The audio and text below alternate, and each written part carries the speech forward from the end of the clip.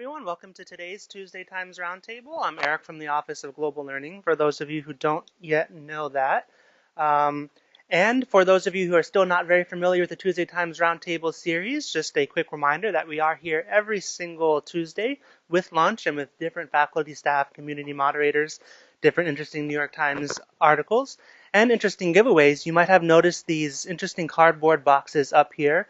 The New York Times, one of the sponsors of the series, shipped me a bunch of cardboard virtual reality headsets that you can go to the website that's listed on there and see some of their virtual news content somehow. So it seems very interesting if you want to check them out. I'll bring a few every time, so it's another incentive if you didn't get one to come check us out. They've sent me a lot of really great New York Times giveaways that I'll bring a little bit of every week if you want any of that. Of course, great lunch and stuff too. And our schedule card is up at the front there with what all the topics are every week and who's moderating them, so you can know exactly what you're in for.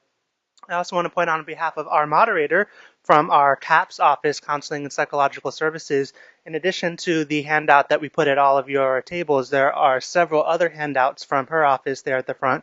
So if you want information about FIU's Counseling and Psychological Services offerings, there's no shortage of information there. I do apologize for the sound that will emanate every once in a while from this emergency exit. One of the unforeseeable complications of hosting events. You never know what sort of facilities issues will come up, but I think we can ignore it. So I'm glad to very briefly introduce today's moderator, a veteran Tuesday Times Roundtable moderator who has led our discussions many times before. Dr. Kate Kominars is the Associate Director and Director of Clinical Operations here at FIU's Counseling and Psychological Services Center, also known as CAPS. She is a licensed psychologist and certified addictions professional with more than 20 years of clinical training and consulting experience.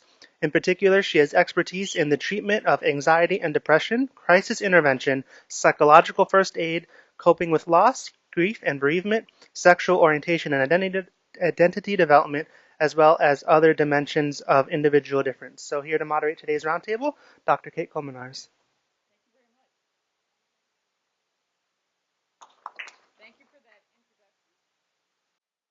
Can you hear me now? Yes. Very good.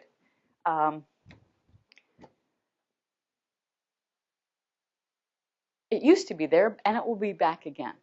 So hopefully it's not too loud for you. I found that if I don't have a microphone, the people that I'm closest to hear me, and then the people further away are stressed trying to hear me, so this makes it easier. So how many of you, by a show of your hands, how many of you are undergraduates? Raise your hand. And that means the rest of you are graduate students or faculty and staff. Well, welcome to everyone.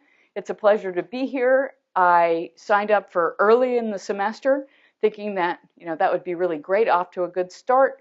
And also the topics seemed to me to be timely for what we're kind of going through in our world. Hopefully that's why you came, not just for the excellent lunch and the freebies from the New York Times. The author of the article, Jonathan Haidt, actually was a speaker here a few years ago as part of the College of Ed's Dean's Lecture. Were any of you there when he talked about some of his moral psychology research? Okay. How many of you, and this is not to call you out or for shaming purposes, but how many of you were able to find the time to read the article? Okay, wonderful. So if I say something that doesn't fit what you recall from the article, please bring that to my attention. I put this together thinking I was going to have lots of time during the week, and found that I didn't have time during the week. So, there we go. Okay, so it's temperamental. Good to know. So, to give you an idea of why this topic is of interest to me, from the time I was an undergraduate, I've been really interested in not only reason, but also intuition. The kinds of things that we know and can't put our finger on. How do I know this to be true, but I know it to be true? Anyone share that? Ever thought that, I had this sense about something. I can't tell you why I came to this conclusion, but I know it. Oftentimes, yes? Heads? Yes? Okay, good. So I'm not alone, because, if we were talking about things like reason and intellect and emotion and intuition, and I was all alone, that would really give me the idea that I was really off base. So I'm glad I'm not alone with this. One of the things that I think that is really interesting and exciting about Haidt's work, and I prefer to call him Jonathan Haidt rather than Jonathan Haidt. So if that's not his accurate pronunciation, I'd be surprised, but I don't know that for 100% certainty. But in many ways, if we think about development and evolution and people who are around, before modern times, we have a lot of background to think about. So talking about background, just as an additional introduction about Jonathan Haidt, he is a professor at NYU. He specializes in ethical leadership and moral reasoning. And you can find additional articles that he's written in the press. One of the most referenced one is from the Wall Street Journal a few years ago. You can find he's done a TED Talk, at least one. I found that many scholarly articles, and is the author of 2 books aimed at the lay population. So in other words, not scholarly articles, not for other academics, but for people who are really interested in the topic. And the first book he wrote was called The Happiness Hypothesis. And doesn't that all make good sense, that we would want to know more about happiness? So that's very interesting, and it's a way of, he looked at kind of ideas from ancient times all the way to the present and came up with these hypotheses about happiness. So that's I found very interesting reading. And then the most recent book that he published, which this article references and is part of a dialogue in response to the publication of the book, called The Righteous Mind. Why good people are divided by politics and religion. So the article from the New York Times is a blog post that is part of kind of a conversation that's being done between people who read the book, who have been making commentary about it, who are talking about, does this really fit our experience? Is it a useful contribution to how we know about ourselves? But his goal really is to help people understand that people can have widely different opinions and beliefs and still find areas of commonality if we can know more about what those beliefs and value systems are. Because people may be using the same words, but they may be meaning different things. And in this blog post, he basically, the thesis is that reason is important, but underneath that is our intuitions. And so we need to be more aware of what that all means. So, and part of one of the things that in the introduction to the Righteous Mind, in his introduction, he talks about the statement that Rodney King made. Anyone heard about Rodney King, 1992? Yes. Okay. So afterwards, Rodney King made this statement: "Can we all get along? Please, can we get along here? We can get along. I mean, we're all stuck here for a while. Let's try to work it out." Those words in 1992 could very easily be said in 2016, right? We have a challenge about how do we get along? How do we work it out? How do we have conversations that actually help people to grow to understand each other more and better, rather than create more divergence, more misunderstanding, more hard feelings, more frustration? So that's part of why this article was important to me, and I thought it might be a good jumping off point for our discussion. So I put this slide up here. It's part of an excerpt from his book, but the main idea is that reason is a new development, given that there have been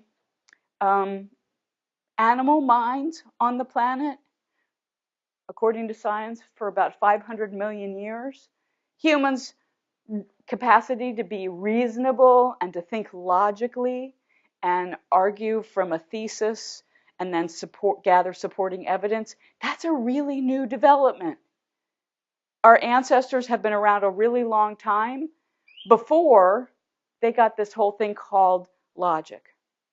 All right, so the mind, when we're born, is far from blank, and as Jonathan Haidt tells us, we're strongly motivated by emotions.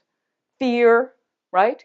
Anger, love, disgust, sympathy, loyalty. All of these things are important to us, and they precede our ability to be reasonable. With me so far? Okay. So he uses an analogy that I think is really helpful, which is thinking of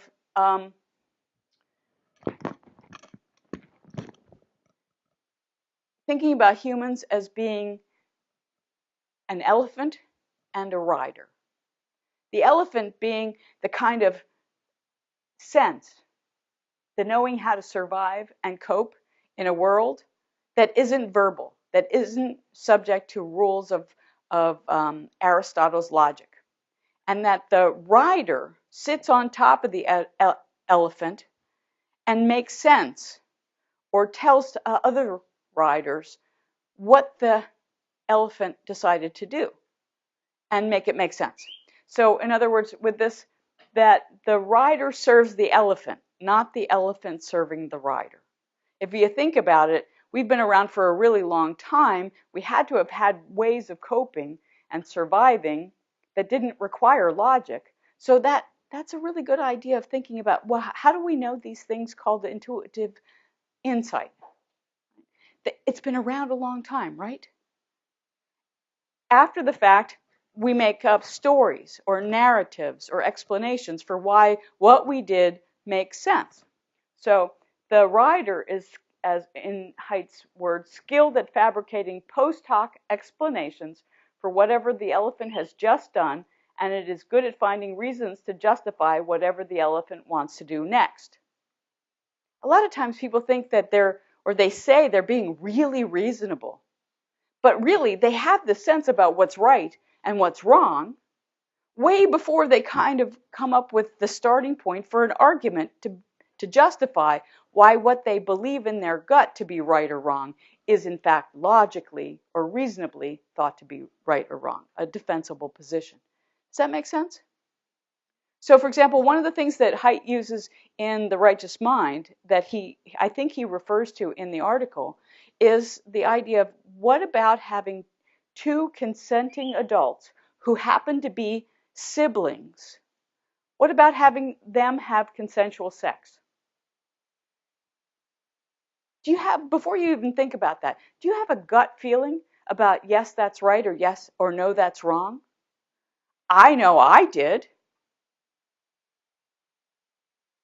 My thought was, I said my thought, but I'm not sure it was my thought. I said, that's wrong. Before I even thought about it, that's wrong. And no amount of justification of, well, they can't conceive because they're using birth control. Yada, yada, yada. Made me intuitively have a different sense than that's wrong. Haidt says that that's because we have intuitions, non-reasonable thoughts that aren't thoughts in the word in terms of words, but in thoughts of intuitive sense of what's right and wrong. Isn't it good that we have reason? It is good, but it doesn't explain everything. And in fact, this is my favorite quote. If you think moral reasoning is something we do to figure out the truth, you'll be constantly frustrated by how foolish, biased, and illogical people become when they disagree with you. This is me, my insertion, when we agree, the other person is very reasonable, right? When we disagree, they're very unreasonable. Isn't that easy to fall into? Okay, back to his point. But if you think about moral reasoning as a skill, we humans evolved to further our social agendas, to justify our own actions, and to defend the teams we belong to. Read teams as any different number of different kinds of groups we can belong to, then things will make a whole lot more sense. Keep your eye on the intuitions and don't take people's moral arguments at face value. They're mostly post hoc constructions made up on the fly, crafted to advance one or more strategic objectives. In other words, we rationalize why what we think is right or wrong makes sense, and then we go from there to craft more and more complicated arguments to justify what we already intuitively, in our elephant sense, had as our view. You get the rider and elephant analogy? Okay. So, intuitions in this article, intuitions come first and strategic reasoning comes second.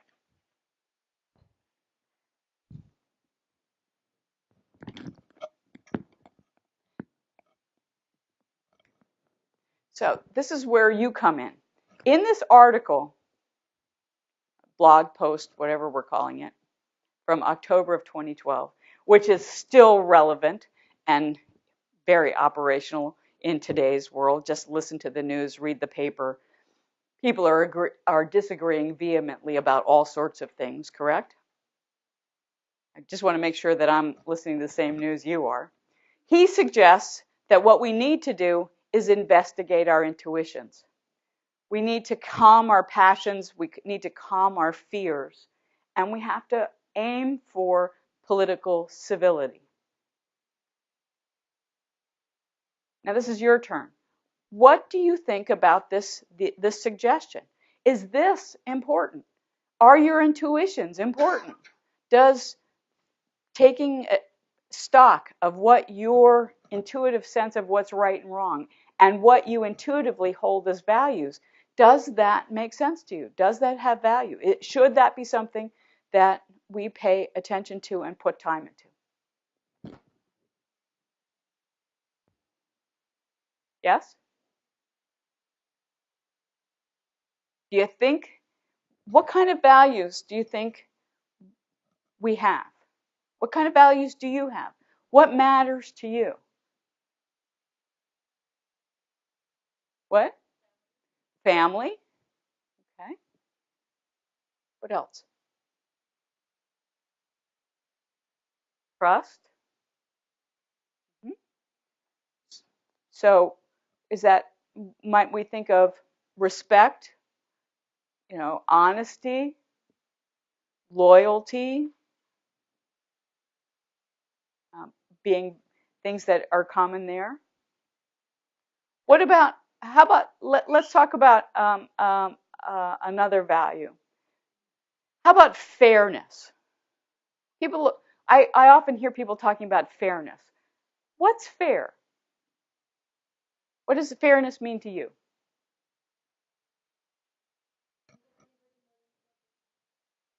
Don't give anybody more than what they can handle. Okay. Other thoughts? So in other words, oftentimes the view you're taking about fairness is that when we agree with something or when we benefit from something, we think of it as fair. And when we're hurt by it or not helped by it, we think of it as unfair. Does that sort of capture that, or did I miss something?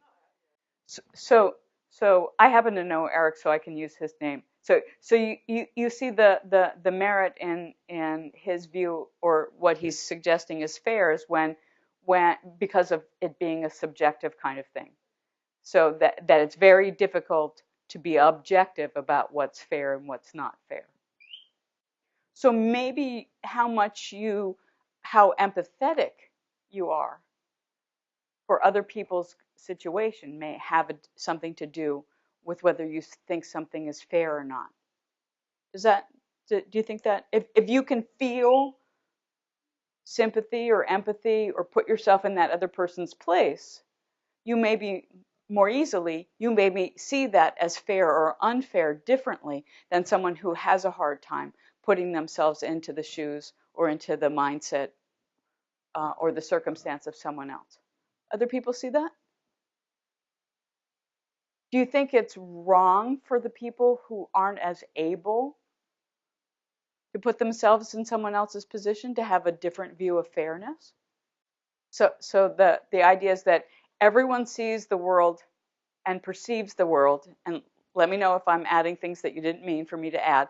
Everyone perceives the world somewhat uniquely. Is that a fair? Somewhat uniquely. Like everyone else sees the world somewhat uniquely. We're all somewhat unique. But we're also more alike than we're unique. Will you grant me that? Okay. So we're more alike.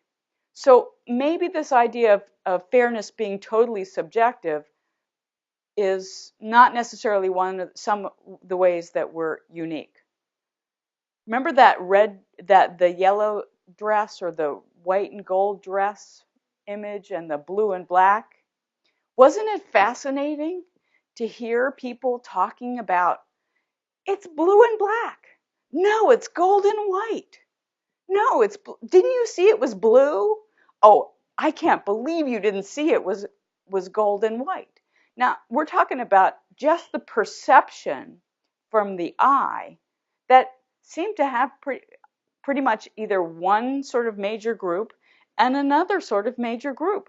And so in that sense, yes, we're unique, but in some other ways, we can kind of be in kind of two major camps. Okay? So I'd like to suggest that we think about this idea of fairness like that. There may be individual sort of like things that we're perhaps more subjectively likely to be attuned to if we can put ourselves in someone else's position. But on the other hand, there are a lot of, some larger ways that we may be in one group versus another. And let me suggest one of the things that I think Haidt proposes as something that is a source of disagreement. And that is the idea of fairness. And let me put it to you this way. For some people, let's use an analogy of going to the bank. If I go and I deposit $1,000 into the bank, then some people have the idea that I should be able to get $1,000 back because I put it in, right? That's fair. I put it in, I take it out. Other people say, well, you put it in, but maybe you don't need it. Maybe someone else needs it more. Would you see that that might be an argument that would be fair as well? If I have $1 billion and I put $1,000 into the bank and I don't need that $1,000, some people might say, and some people do say, well, somebody else, maybe even many people, need that $1,000. Couldn't you say that you could make an argument how that would be fair? I don't need it. I won't miss it.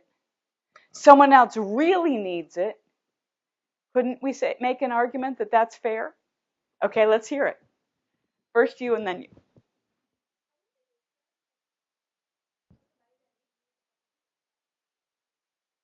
Okay. Okay. So your view is that if I had wanted to give it to someone and I wanted to be charitable, then it should be my choice to donate it, not someone else's to donate it for me, so to speak. All right? Okay. So because of the hard work that it went into earning the $1,000 that I put in the bank, then it would be unfair for it to go to anyone other than back to me. Okay. Do we all consent? Yes? Okay. So you're thinking about, here I invested it in the bank, right? And they loan it to someone else, right? To do good with that. I have the expectation I'll get interest back, right? And so I should get interest back, right? Because I put it in there. What if the things didn't pan out? the investments that the $1,000 were used for didn't actually pan out. Is it unfair that I don't get that interest that I had hoped for?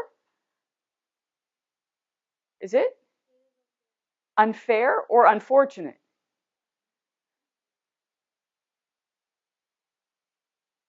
See how quickly it gets fuzzy? Okay. Now, let's put it this way. Who said I earned the $1,000? Maybe I stole it. Maybe I stole it from Eric. He doesn't know, so he can't call the police and have them try to get it back from me. But say I stole the money. Gave it to the bank. They're doing something with it, something useful. I get caught. I lose the $1,000 and the billions. Is that fair? I don't get my money back. I shouldn't have had it in the first place. We think that's fair, don't we? Come on. People do break the law, right? And they don't, they do things with money and they got it from someone else, right? If we think that they lose that, that's fair, right? I mean, it really is okay to express what you think. Yes. Right, so his stolen car was stolen by someone else. We think of that, don't we call that as karma? Don't we think of that as justice in some way? Yeah. So it's complicated, right? We want to make sure that but let's erase the fact that it might have been cheated out of someone, right? Maybe I'm a billionaire because I have in fact really worked hard, okay? And I've done things in accordance with commonly acceptable principles. Yes? I was hoping someone was going to say that.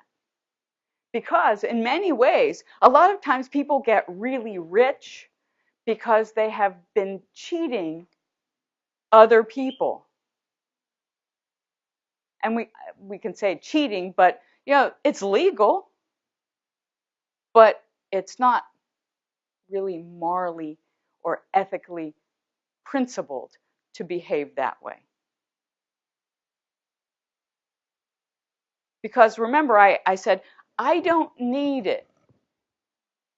I don't need it. I won't miss it.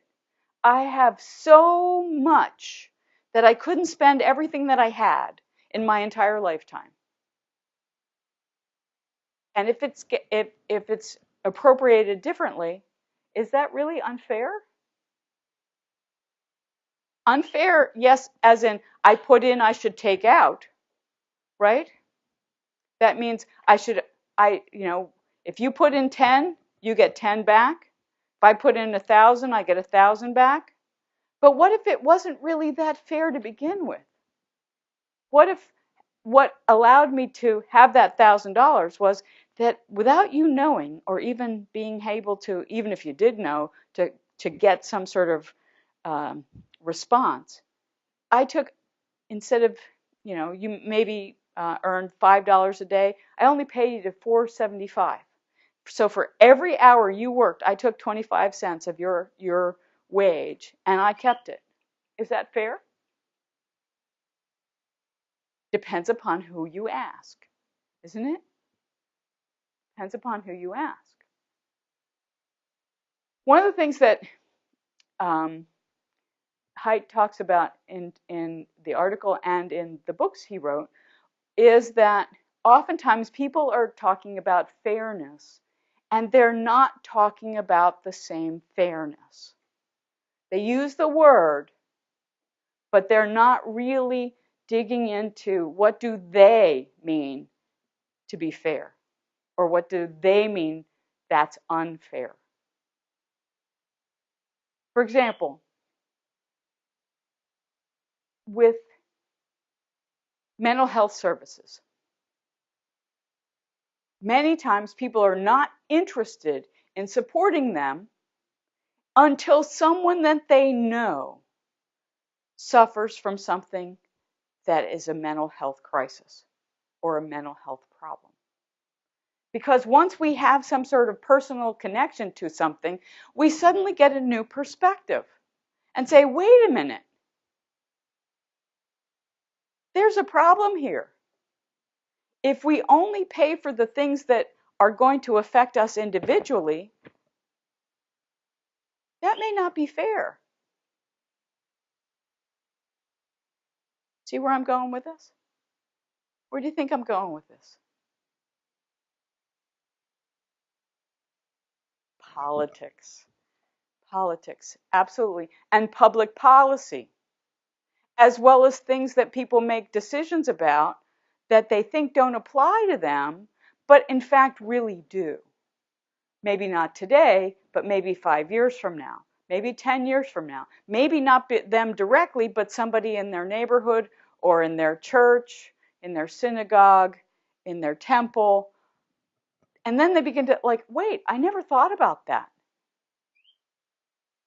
Never thought about that. You know, stealing from someone who has nothing seems to be so much worse, right? Than stealing from someone who has a lot. Don't you agree?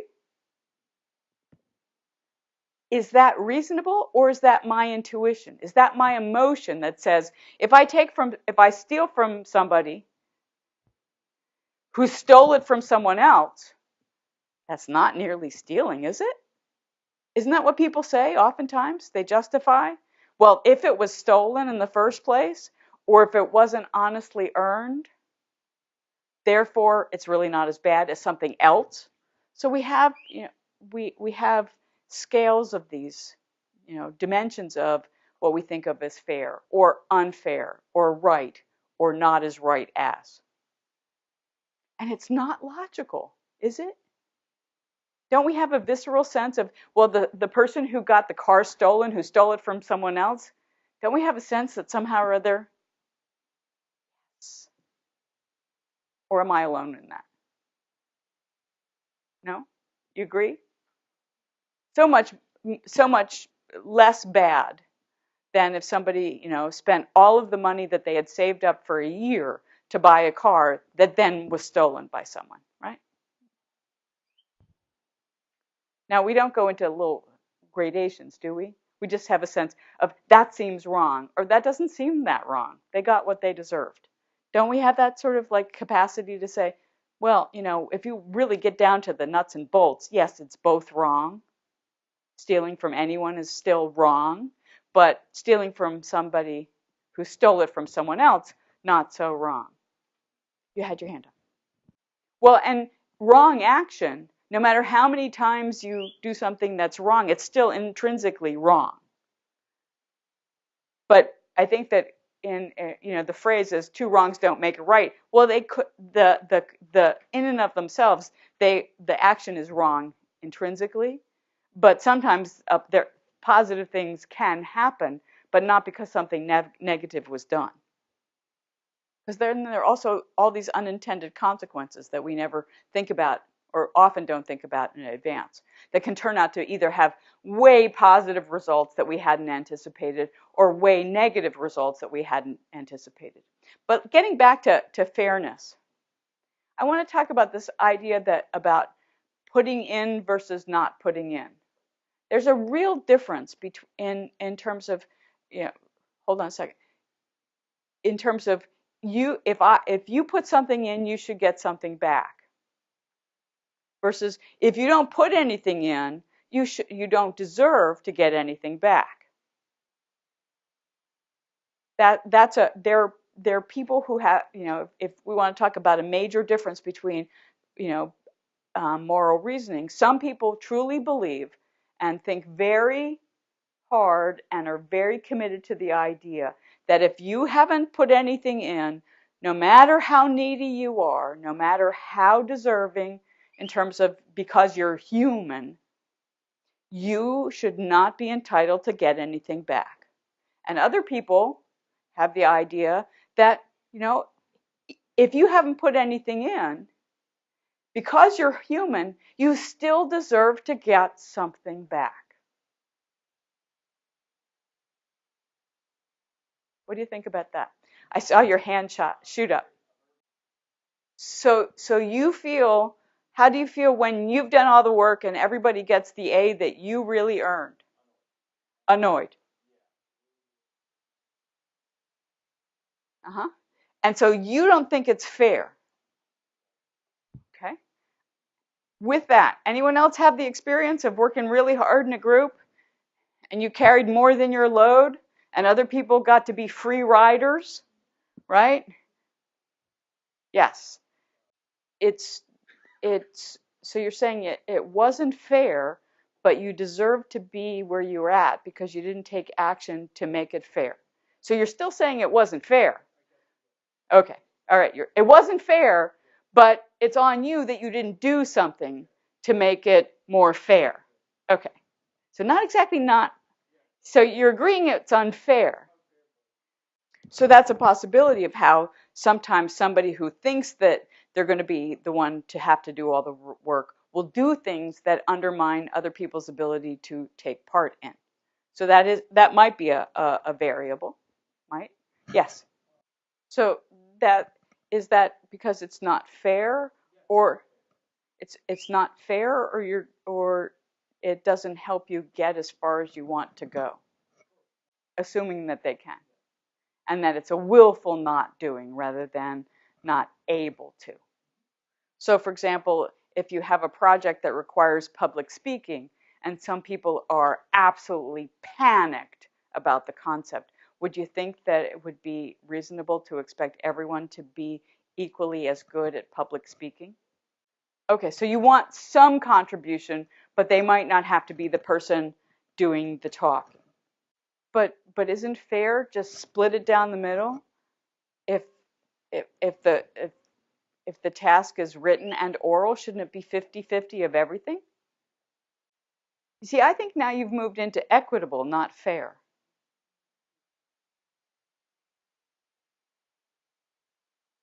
Because, for example, let me make it concrete, maybe a little easier, because I know overworking in a group is a sore subject for many of us. But say there's 2 desserts, strawberries and chocolate cake. I have 4 strawberries. I have a large piece of chocolate cake. How many of you like strawberries? How many of you like chocolate cake? How many of you don't like strawberries? Okay. Now, raise your, you don't like strawberries. How many of you raise your hand? You don't like strawberries? Okay. You don't like strawberries? Who else? You don't like strawberries? Someone else? I thought that there were 4 hands. You don't like strawberries. Okay. What if, now fairness meant I'd have to divide the chocolate cake in half and divide the strawberries in half, and everybody would get 2 strawberries and half a piece of chocolate cake. That's fair, isn't it? But is it? He doesn't like them. You don't like them. Is that fair to make you have to have something you don't like? Isn't it better to find out, oh, well, maybe we make an adjustment? But for some people, they don't think of that as being fair. If there's $1,000, the only thing that's fair between 2 people is 50-50, right? There are people who it's like, hey, straight down the middle, even if you don't want it, that's fair. Even if you don't need it, that's fair. Okay, so if somebody doesn't really care that much about chocolate cake and they volunteer to donate their strawberries to somebody who really cares, and somebody else really cares a lot about chocolate cake and somebody else doesn't, we could see that some people might have chocolate cake, some people might have strawberries, some people might have both, and some people might say, you know, I don't need dessert. I had a lot to eat at lunch, right? And that could be all quite fair. Oh, but is that unfair or is that unfortunate? You see, I think a lot of times we call something unfair because we don't like it, because it hasn't served us, but that doesn't mean it was unfair. And that's sort of like the elephant. I don't like that, therefore it must be wrong, rather than I don't like it because I don't like it. It didn't work out for me. I think we get those two things very mixed up and try to create a reason why. Because the whole idea of splitting something down the middle, isn't that a reason why? Oh, yes, it should be this way, rather than, you know, if somebody's, really hungry and somebody isn't hungry, is it fair to divide it in half?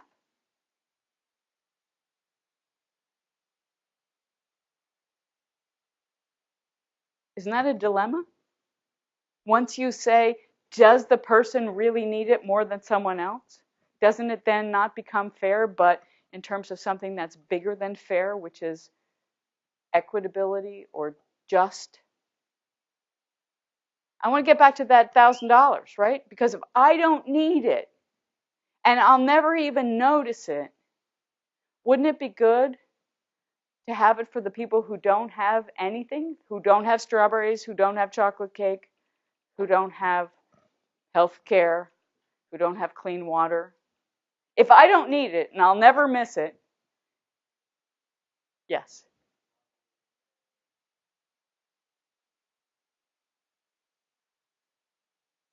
Now the problem with that argument is nobody ever earns anything alone. We don't really ever do anything alone.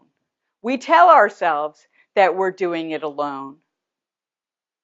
But generally, even though we might be cheating the other people in our group when we don't pull our weight, we don't. How many things did we ever do completely alone that we didn't have some help from somewhere? Now, some people might say, okay, my stroke of brilliance really was my contribution to the team, and therefore I should get 99% of the credit, 99% of the benefit from my stroke of brilliance. Isn't that the argument for why CEOs should be paid what they're paid? Because their stroke of brilliance is so stellar.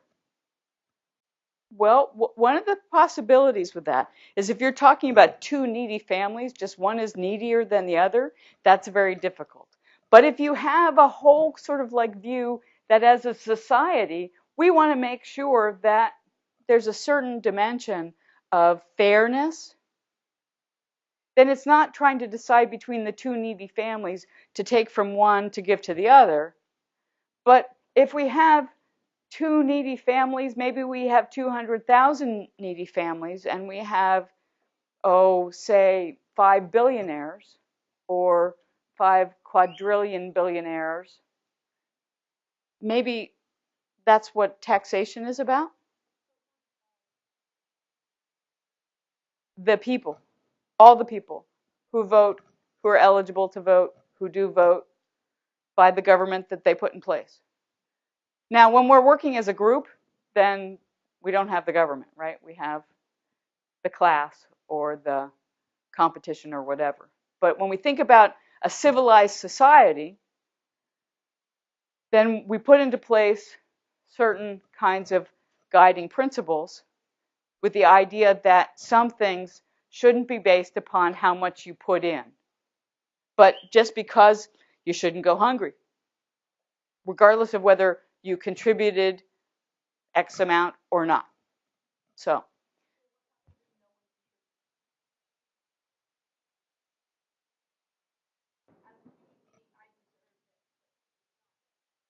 Well, I don't think that you wouldn't have anything to share if nobody did anything.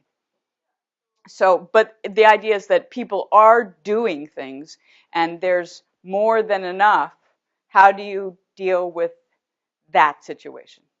Not if you have nothing, but if you have more than enough, what do you do about it? So, I think we're coming close to the end of our time. So we have, I know you had your hand up. Anyone else want to have an opportunity to have a last word? Oh, okay. Well, then you'll have the last word, please.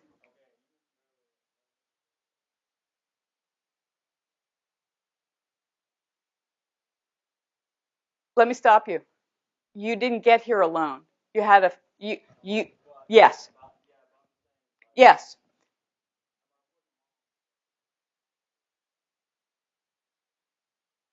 I, but you didn't get here alone. You didn't get here alone. Not completely alone. Well, since I get the ultimate last word, I'd like to refer you to the book, The Righteous Mind, because Jonathan Haidt suggests that fairness is one of those things that people are very divided about what that actually means. So it isn't possible to have an underlying idea of fairness that everybody agrees to and accepts. And however, it's a whole lot more helpful to understand the different ideas about this kind of view of fairness and the difference of ideas about this kind. So points of overlap can be capitalized on. And people aren't talking about, well, that's right and that's wrong, but this is this view and this is that view. And people can be good, sensible, upright people and believe this and believe that, and they can see things differently and make sense of them differently without being either right or wrong and without name calling. So, make sense? Something to think about? I refer you to the Wall Street Journal article that Dr. Haidt wrote, as well as the books, and thank you all.